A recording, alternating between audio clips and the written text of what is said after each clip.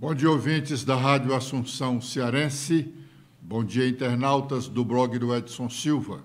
Estamos começando agora o nosso programa dizendo que a Câmara Municipal de Fortaleza está fazendo uma sessão extraordinária nesta sexta-feira para votar um projeto de lei complementar de iniciativa do prefeito José Sarto para garantir transporte gratuito a todos os estudantes que forem fazer provas do Enem neste domingo e no próximo.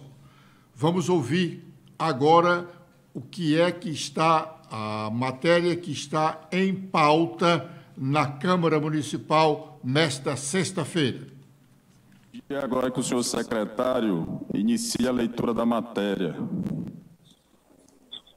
Matéria do expediente, única matéria que nós temos hoje, né? Projeto de Lei Complementar 0048/2023, mensagem 0072/23, autoriza o Poder Executivo Municipal a assegurar, nas datas de 5 e 12 de novembro de 2023, a gratuidade das tarifas do Serviço Público de Transporte Coletivo Urbano de Passageiros aos estudantes que realizarão a prova do Enem no município de Fortaleza, na forma que indica.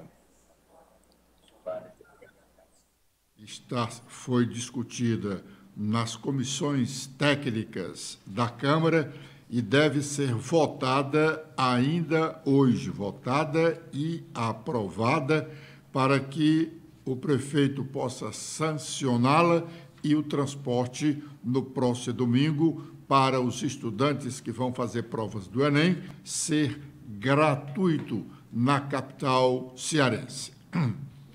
E já é lei um projeto que foi aprovado na Assembleia Legislativa do Estado, criando a Semana de Combate à Pedofilia no âmbito do Estado do Ceará, a ser realizada anualmente na semana do dia 18 de novembro.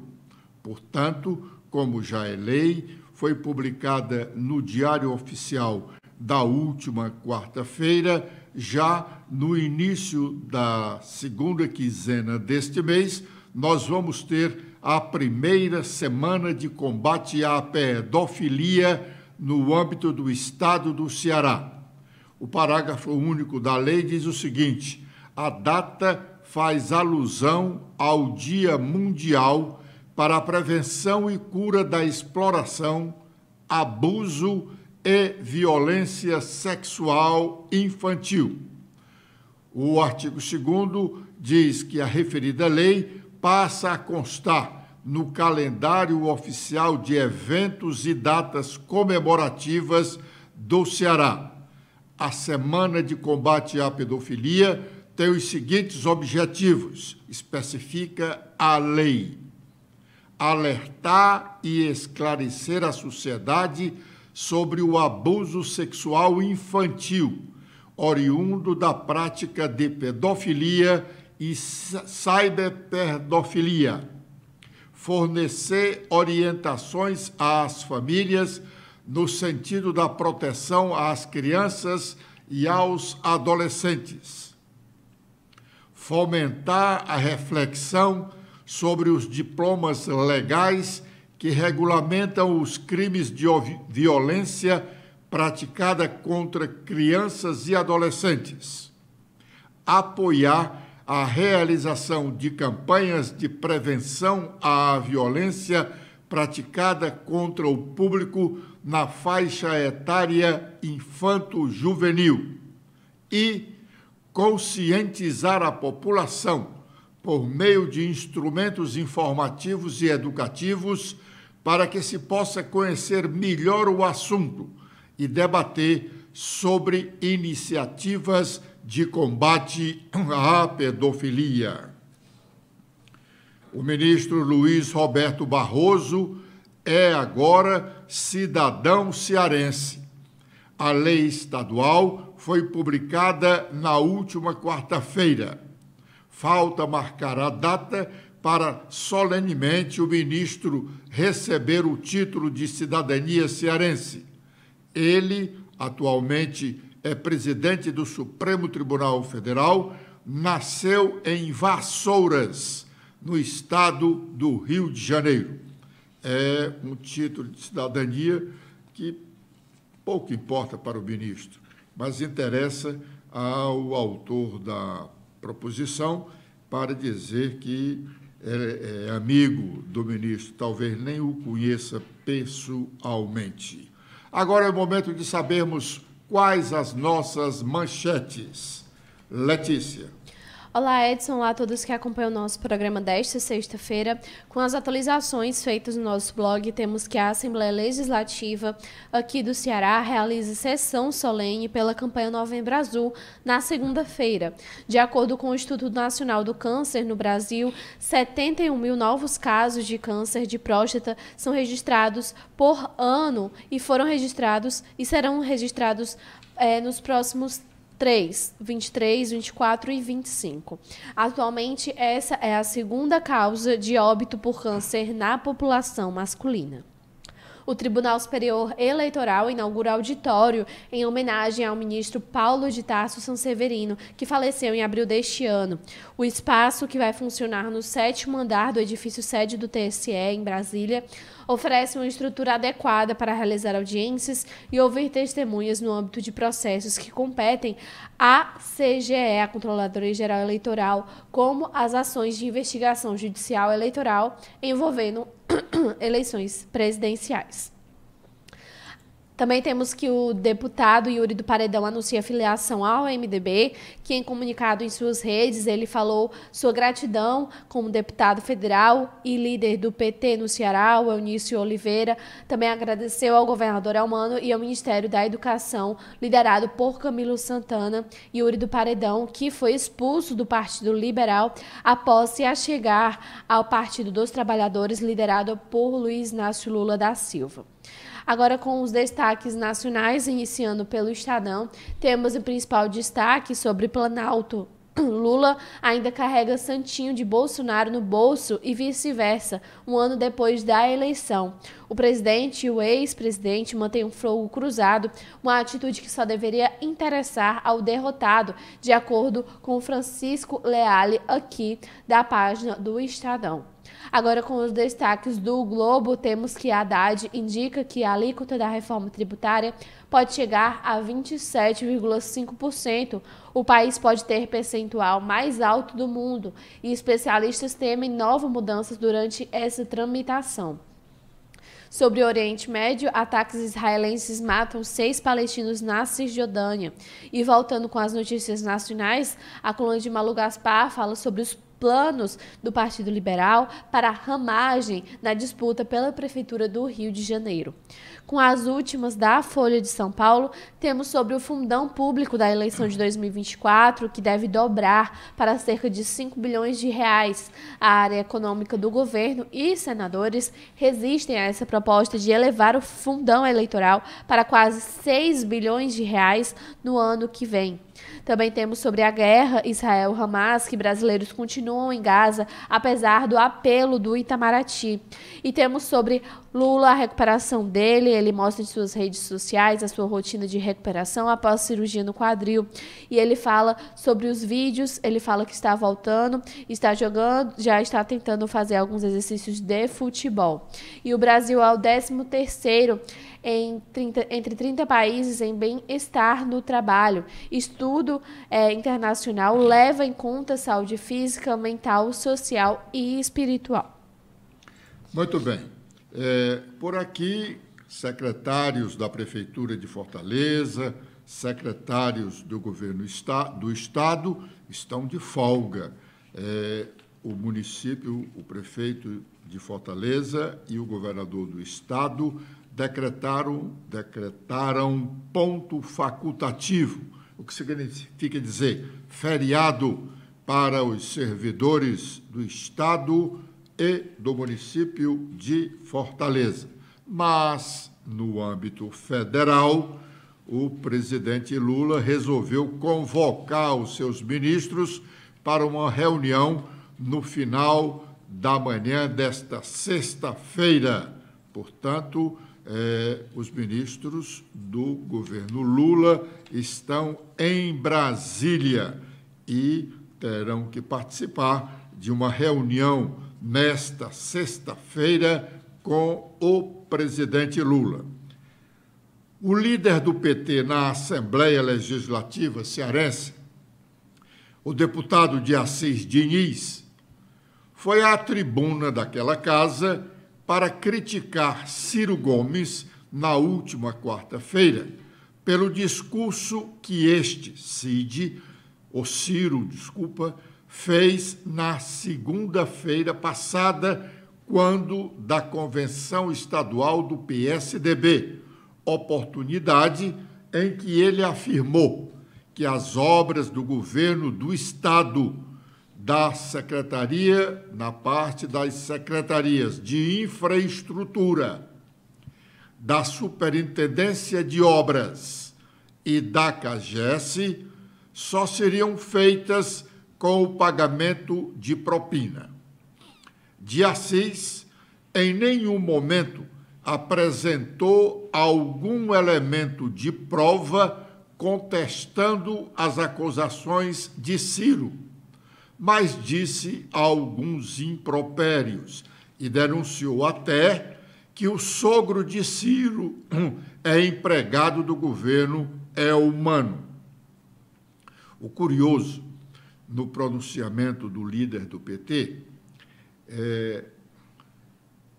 ele, além de ele não ter levado elemento para desmentir o Ciro, é que praticamente só estavam ouvindo a fala dele, porém calados, durante todo o tempo do discurso que o de Assis criticava o Ciro, só estavam praticamente os deputados no plenário, os deputados do PDT, que até bem pouco tempo só eram elogios a Ciro. Pois bem, ficaram calados o deputado Sérgio Aguiar, que inclusive trabalhou com Ciro no Ministério da Integração Nacional, num dos governos Lula. Ficaram calados o Sérgio Aguiar, o Romeu Aldigueri, o Guilherme Bismarck, o Guilherme Landim e o Osmar Baquite. Eles todos ouviram atentamente e muito silenciosamente. Nem mesmo para corrigir alguns falseios do discurso de Assis, eles falaram. De Assis disse, por exemplo, que Ciro traiu Fernando Henrique Cardoso, de quem foi ministro. Na verdade, Ciro foi ministro da Fazenda do governo Itamar Franco. Mas o silêncio dos deputados do PDT, ouvindo as acusações a Ciro, é mais uma prova da qualidade dos nossos políticos da atualidade. Antes, se alguém dissesse que Ciro era feio, ora, todos esses deputados aqui, todos os citados, o Sérgio Aguiar, o Romeu Aldigueri, os Guilhermes Landim e Bismarck e o Osmar Baquite, caíam em cima de qualquer pessoa, do parlamentar ou de um cidadão comum qualquer, que dissesse que o Ciro era feio. Eles caíam em cima para dizer que o Ciro era bonito, até isso. E agora ficaram calados. É a qualidade dos políticos que nós temos, infelizmente, cuidando da política cearense e nacional. E na mesma quarta-feira, também na Assembleia, o deputado Guilherme Bismarck criticou os seus correligionários sem identificá-los, porque teriam divulgado um vídeo de parte da reunião do PDT na última sexta-feira no Rio de Janeiro, quando foi decretada a intervenção do Diretório Nacional no Diretório Estadual do PDT cearense. Naquela oportunidade, o vídeo mostra que o ex-prefeito de Fortaleza, Roberto Cláudio, acusa o irmão do deputado Guilherme Bismarck, no caso, o deputado federal Eduardo Bismarck, de mentiroso. Roberto Cláudio diz que ele estava mentindo. Vamos ouvir parte do que disse o deputado estadual Guilherme Bismarck. Tenho ficado, nesses últimos meses, razoavelmente mais calado na questão do PDT. Mas ontem, uma série de Instagrams, não sei se todos conhecem, mas eu conheço todos, ligados a um determinado grupo, organizou um vazamento seletivo de uma reunião que vários de nós, deputados do PDT, participamos no Rio de Janeiro na última sexta-feira. E esse vazamento seletivo, a mim, me parece maldosamente, mal instruída e com traços muito fortes de uma tentativa de uma construção de uma narrativa, não é decente, não é coerente, chega a ser covarde. Em pleno 2023, você participar de uma reunião aberta, com transmissão online para os participantes, e as redes sociais específicas de um determinado grupo passar apenas aquilo que lhe convém, sem dar direito ao outro lado, que estava ali numa disputa absolutamente natural, normal, de um partido democrática, a ter acesso às imagens. E eu quero acreditar muito nisso, que os líderes do partido, a qual apareceram falando, eu quase tenho certeza que eles não têm conhecimento, nem têm autorizado esse vazamento. Porque isso não condiz com todo o discurso contrário ao ex-presidente que criou e narrou e fez várias tentativas de construção de narrativas durante a campanha do ano passado. Quem faz isso está preso nas velhas políticas, nas velhas práticas de achar que o povo é uma massa de manobra. Porque quando vaza seletivamente uma reunião onde sabe todos quem estavam presentes, é pressupor que o povo não faz aquela pergunta básica: cadê o resto das imagens? Cadê a fala do outro? Quem mais falou? Somente eles falaram? Só teve a fala deles? Vazamento seletivo na construção de uma narrativa é tática de quem gosta de destruir a política, é tática de quem gosta de atrapalhar a opinião pública, de quem não gosta de ter o contraditório. Bom, o deputado Guilherme Bismarck ainda tem oportunidade de mostrar, de publicar o vídeo de toda a reunião do PDT no Rio de Janeiro.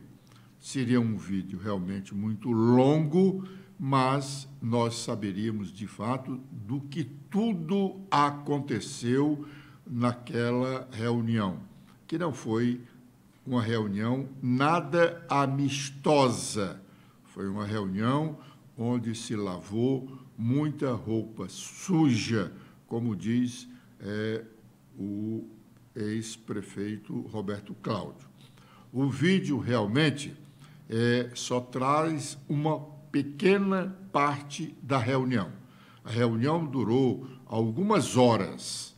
Foi uma reunião muito tensa que acabou com a decretação da Executiva Nacional do PDT, decretando a intervenção no Diretório Estadual do PDT cearense. Pois bem, o vídeo a que fez referência agora, que nós acabamos de ouvir, O vídeo a que fez referência o deputado Guilherme Bismarck mostra a parte final da manifestação de Ciro Gomes, dizendo que Salmito Filho não havia sido candidato a prefeito de Fortaleza em 2020, no lugar de José Sarto, porque foi vetado por Camilo Santana, na época governador do estado do Ceará.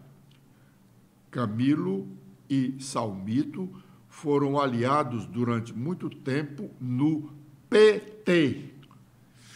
Salmito saiu do PT, Camilo ficou no PT. Eles eram aliados lá no PT ao grupo do deputado federal José Guimarães. Pois bem, Ciro disse na oportunidade que Salmito foi vetado como candidato a prefeito pelo ex-governador Camilo Santana. Na verdade, Salmito foi vetado por Camilo e por Roberto Cláudio, que tinha a incumbência de escolher o candidato à sua sucessão. No vídeo que o deputado Guilherme Bismarck disse que foi vazado e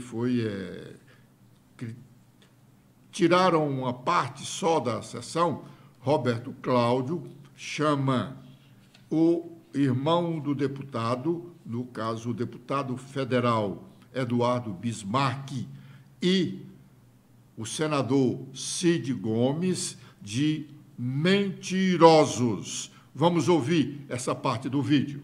O apoio ao governador e à vice do PT. Não foi eu que trabalhei contra. O problema é que aí na discussão do quanto é que o Salmito, que hoje é camilista fanático e tal, o Salmito foi queimado pelo Camilo na última etapa. O meu candidato a prefeito não era o Sarto, era você, Salmito. O candidato do Cid era você. Só um minutinho, senador. O candidato era você. Quando o Camilo vetou, nós evoluímos para o Sarto, porque o Roberto estava com a ideia do Samuel, o Cid não queria o Samuel, o Roberto não queria o Samuel, não, você queria o Salmito. E ele queria o Salmito e o Camilo vetou. O Camilo vetou. Para minha sorte, quem vetou foi o Camilo. Senhores, eu não passarei mais os vexames que eu tenho passado aqui à força de tentar ajudar. Senador, me perdoe, eu estou bem calminho aqui, bem calminho. Prometi a mim não manifestar sobre passado e sobre sentimentos. É absolutamente indigno o senhor estar, primeiro, contando versões na sua narrativa. Imagino eu que seja difícil se olhar no seu espelho, porque eu sou grato ao que você me fez. E fui 100% leal a você a vida inteira. Hoje, deve ser difícil olhar no seu espelho. Eu não faço política para ganhar. Eu faço para lutar, não faço por ambição de ser, faço porque acredito, não matematizo, não aritmetizo as coisas. O senhor agora tratou de contar um bocado de história para um bocado de gente que não é verdade. Infelizmente, várias. Quando é que você me contou, depois de 10 meses, ou sei lá quantos meses, que o Senado não era para valer, que a candidata era a Isolda, que tinha um acordo para ser feito? Isso não é verdade. Eu nunca disse para nenhum deputado, quer saber qual que me apoiou aqui, se alguma vez eu disse que o Cid ia ficar nele porque ele estava brigado com o Camilo. Eu disse para você, Guilherme, sobre isso? Eu disse para você, isso é mentira. Isso é mentira sua. Isso é mentira sua. Me perdoe. Me perdoe. Me perdoe. Eu não disse. Me perdoe, André. E infelizmente, você tem mudado. Infelizmente. Fico muito infeliz com isso. Mas, meu irmão, para finalizar, olha, chegou no limite. O senador querer agora contar histórias para atender, talvez, a sua dor de consciência, agora me utilizando como instrumento, né, de uma guerra interna do partido. Eu lutei, se vi a luta, fui prefeito 8 anos, o PDT governa Fortaleza, não tenho vergonha e não mudaria em nada nenhuma decisão que tomei. Sou grato aos amigos que me acompanharam, sou grato à história que tenho com você, senador, mas não é correto você estar que é tão frio, emocionado e está tratando de lavar roupa suja publicamente, ofendendo inclusive as pessoas e tratando de contar uma narrativa que é sua, que não é o fato. O fato está aí, é a história. Bom, essa briga do PTT começou no ano passado e só terminará em abril do próximo ano, quando os deputados estaduais e federais que divergem hoje do grupo que quer fazer oposição deixar o partido. Se não deixar, ela vai continuar dentro do PDT. E, se deixarem o partido, ela continuará nas versões de cada um.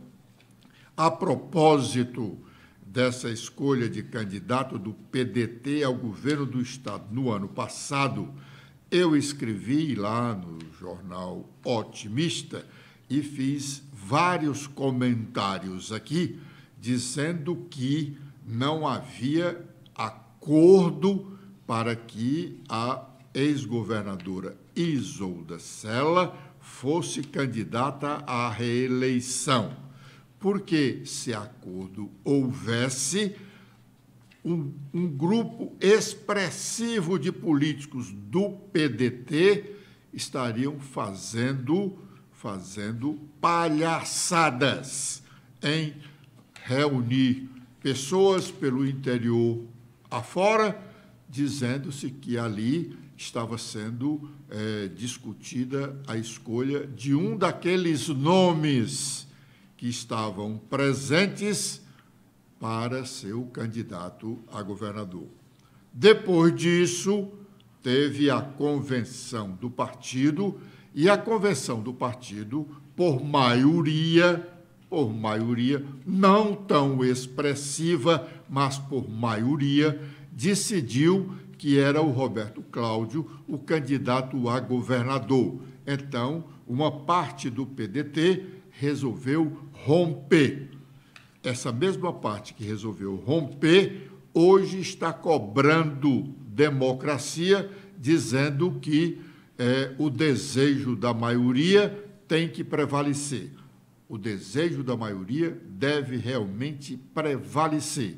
No sistema democrático, vence a maioria, mas não tem autoridade moral no PDT quem não respeitou a convenção estadual do partido e agora quer que os demais atendam às decisões da maioria que discrepa da orientação nacional e da lógica de que o partido que perde a eleição foi mandado para a oposição, e não o partido que perde a eleição se agregar ao governo vencedor, tanto seja municipal, estadual ou mesmo federal. Isso não significa dizer que na oposição ele esteja